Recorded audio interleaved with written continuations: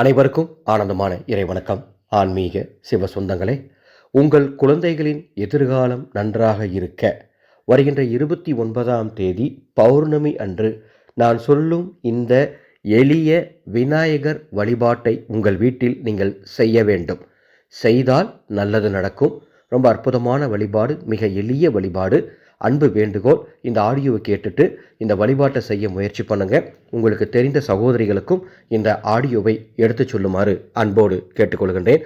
அன்பு சொந்தங்களே, பௌர்ணமி அன்று நமது அன்னசேவா குழு மிக சிறப்பாக ஆதரவற்ற முதியோர்களுக்கு உணவு தானம் செய்வதற்குண்டான எல்லா ஏற்பாடும் பண்ணிட்டு இருக்கோம். முடிந்தால் இந்த பௌர்ணமி அன்னதானத்திற்கு உங்கள் குடும்பம் சார்பாக பங்களிப்பு தருமாறு கேட்டுக்கொள்கின்றேன். மேலே டிஸ்பிளேல எங்களது அறக்கட்டளையின் Google Pay number, PhonePe number தரப்பட்டுள்ளது. 29/6/2026 அன்று அதிகாலை 2:44க்கு மூல நட்சத்திரம் தொடங்குது. அதே மாதிரி அதிகாலை 4:22க்கு பௌர்ணமி திதி தொடங்குது. மூல நட்சத்திரத்தில் வரும் பௌர்ணமி மிக விசேஷமானது, உன்னதமானது.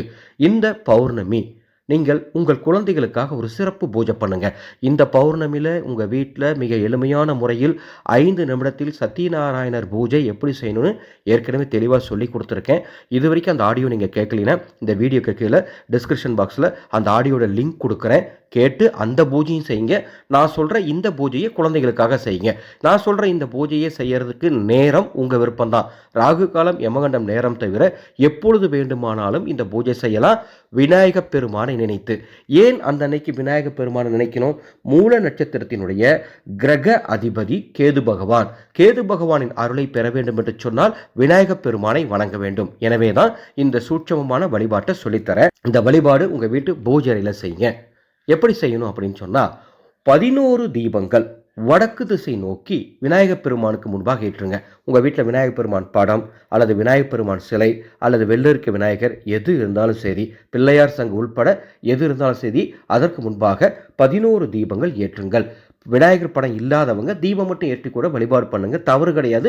கலசத்துக்கு முன்பாகவும் இந்த தீபம் ஏற்றி வழிபாடு பண்ணலாம். இந்த 11 தீபங்களும் வடக்கு திசை நோக்கி எரியணும். அந்த 11 தீபங்கள் ஏற்றுவதற்கும் நமது தயாரிப்பான 108 மூலிகைகளின் சங்கமமான கைலாசா தீப எண்ணெய் இருந்தால் அதை ஊற்றி தீபம் ஏற்றுங்கள், அல்லது நல்லெண்ணெய் ஊற்றிக்கொள்ளுங்கள். தீபம் ஏற்றி செவ்வாழை பழம் நெய்வேத்தியமாக இறைவனுக்கு படைக்க வேண்டும். படைத்து உங்கள் குழந்தைகளை மனதார நினைத்துக் கொள்ளுங்கள். மனதார நினைத்து கொண்டு அவர்களின் எதிர்காலம் சிறப்பாக இருக்க வேண்டும் என்று பிரார்த்தனை செய்து கொண்டு, ஓம் மகா கணபதையே நமோ நம என்ற இந்த அற்புத மந்திரத்தை 108 முறை சொல்லுங்க. இந்த வீடியோக்கு கீழே டிஸ்கிரிப்ஷன் பாக்ஸில் அந்த மந்திரம் டைப் பண்ணி கொடுத்துருக்கேன், சரிங்களா?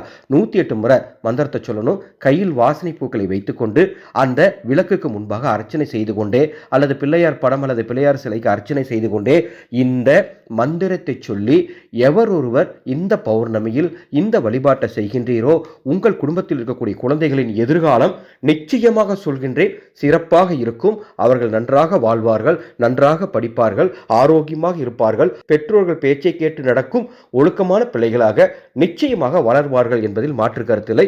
அருமையான வழிபாடு செய்து பயன்பெறுமாறு அன்போடு கேட்டுக்கிறேன். இப்படி ஒவ்வொரு விஷயமும் பார்த்து உங்களுக்காக தந்து கொண்டு இருக்கும் நமது ஆனந்தோலி ஃபவுண்டேஷன் யூடியூப் சேனலை இதுவரைக்கும் நீங்கள் சப்ஸ்கிரைப் பண்ணலைன்னா சப்ஸ்கிரைப் பண்ணிக்கோங்க.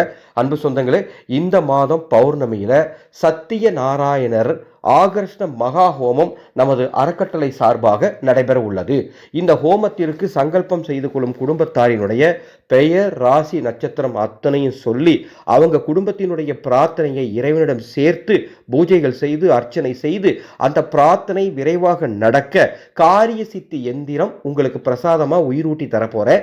இந்த எந்திர பிரசாதம் வேணும்னா மேலே உள்ள வாட்ஸ்அப் எண்ணுக்கு தொடர்பு கொள்ளுங்கள் பதிவு செய்வதற்கு. இன்னும் ஒரு அற்புத அறிவிப்பு. உங்கள் குழந்தைகளுக்காக இந்த பௌர்ணமியில் அடியேனும் சிறப்பு பிரார்த்தனை செய்யலாம் என்று முடிவெடுத்துள்ளேன். எனவே உங்கள் குழந்தைகளுடைய பெயர், ராசி, நட்சத்திரம், வயது இந்த ஆடியோக்கு கீழே கமெண்ட் பாக்ஸில் பதிவு செய்யுமாறு அன்போடு கேட்டுக்கொள்கின்றேன். ஆனந்த மலரட்டும், ஆனந்த ஒளி பரவட்டும்.